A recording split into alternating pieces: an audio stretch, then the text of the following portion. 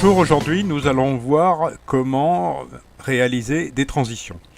Les transitions, ce sont les passages entre deux rushs.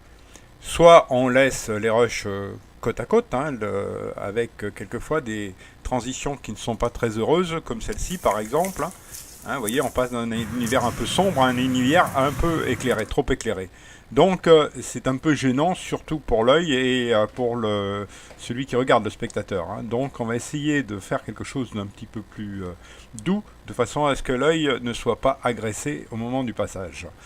Voilà. Alors, la première chose à faire, c'est on va bouger tous les éléments et tous les rushs. Donc le mieux, c'est de mettre ici cette icône en foncé et elle est bleutée ici, là, comme je fais là.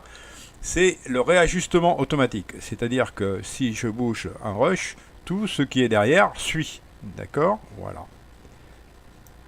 Ensuite, de faire en sorte que cette icône ici, fondu enchaîné automatique, soit enclenchée aussi, elle est bleutée, et elle est enclenchée ici. Voilà, ce qui fait que pour faire une transition, nous avons la première possibilité, c'est de prendre le rush en question, c'est de le pousser légèrement, vous voyez, et il va venir chevaucher le rush précédent, et vous avez le temps de recouvrement qui est porté. Si j'agrandis, je vais vous faire voir. Vous voyez, le temps de recouvrement, il est porté là, avec les deux courbes dans un sens et dans l'autre, et voilà ce que ça donne. Vous voyez, le rush 1 ici s'estompe progressivement au profit du rush suivant. Voilà. Ce qui fait que ça fait quelque chose qui est assez doux. Ça, c'est le système le plus simple, le plus basique, c'est-à-dire le fondu enchaîné. Nous avons la possibilité aussi de mettre un effet un petit peu plus artistique. Alors, pour cela, on va ouvrir l'onglet des transitions et nous avons ici toute une liste sur la gauche avec toutes les possibilités de transition.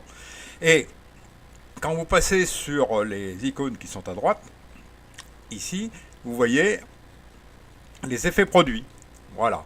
Je change en haut, là, et puis vous voyez, il y a les petits cœurs, il y a les étoiles, il y a tout ce que vous voulez. Vous voyez, le A s'étend devant, et derrière, vous voyez ce que ça peut donner.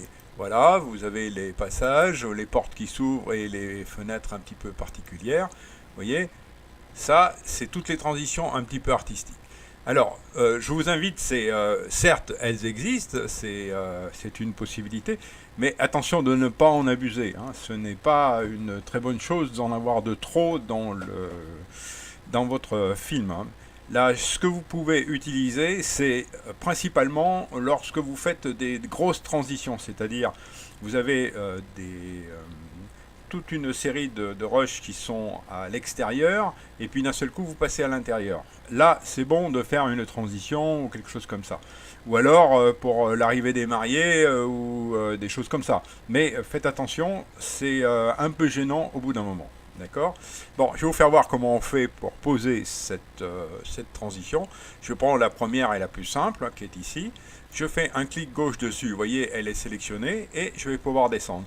Toujours le stationnement interdit qui est en place, et jusqu'au moment où on va arriver sur le chevauchement, et là, je peux lâcher comment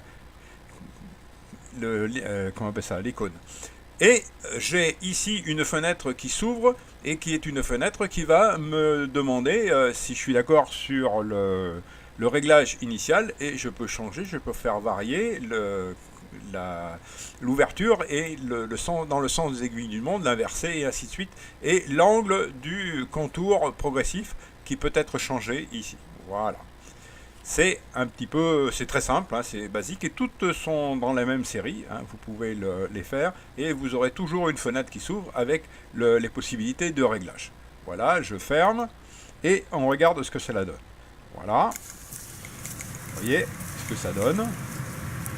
Voilà, c'est pas désagréable, mais il ne faut pas en abuser, ce que je vous expliquais tout à l'heure.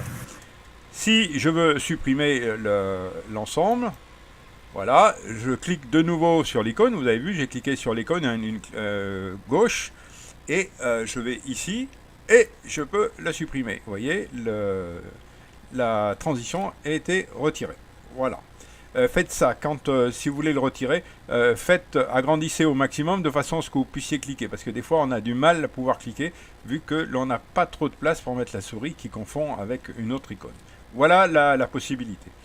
Et quand je fais le changement comme ceci, ce que je vous en ai pas parlé, voilà, on peut faire aussi la transition avec la même chose sur comment on appelle ça, sur la partie basse, hein. C'est la même chose, hein. Il y a le fondu enchaîné sur les deux sons entre le A et le B qui se produit, vous voyez, avec les deux courbes qui sont produites ici. Voilà pour les transitions. Je vous répète bien que c'est quelque chose qui doit être fait avec modération, hein, utilisez-le, mais avec modération, ou alors faites, comme ici par exemple, hein, on va repasser sur un autre système, regardez, voilà, je fais code-code. Vous voyez, quand les deux rushs sont code-code, il y a juste une petite bande bleue qui se met, voilà, toc, et faites attention, là, et hop, voilà. Et là, il y a déjà un léger chevauchement. Voilà. On peut, vous voyez ce que ça donne. On va le faire pour visualiser. Vous voyez, c'est pas trop désagréable puisque le chemin est toujours dans le même axe. Il n'y a pas de changement, si ce n'est que le temps qui est pluvieux, hein, et c'est la seule chose. Mais regardez, entre ici et ici, on est sur le même axe avec des personnages qui vont du fond devant vers le fond. Hein, donc il n'y a pas trop de différenciation. Donc faire très attention à ce genre de choses aussi, de façon à ce que ça ne soit pas gênant pour le spectateur. Voilà. Voilà pour cette séance.